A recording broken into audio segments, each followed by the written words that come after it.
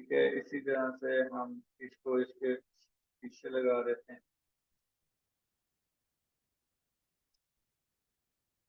Control shift छोटी bracket, control ए, इसको यहाँ से सेंट्रलाइज किया। ठीक है, यहाँ पे इसे रखते हैं।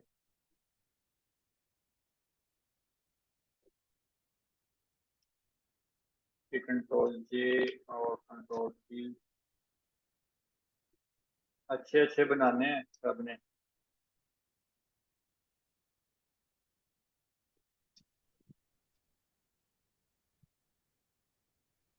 इंशाल्लाह ताला से कोशिश करेंगे अच्छे बना के दिखाएंगे ना। जी जरूर। 4 से 5 इंच तक हों, जैसा कि अब ये 40 बाय 45 है, तो ये तकरीबन आपका हाइट यहाँ तक तो हो, 6 तक। ठीक है, ये देखें ना, जिस तरह से ये शटर स्टॉक पे है, ये देखें, तो ये चीज देखें। ठीक है, किस तरह से कलर भी मैनेज है। अब आप लोगों को कलर तो बैलेंस करना आ गया है, वो इसीलिए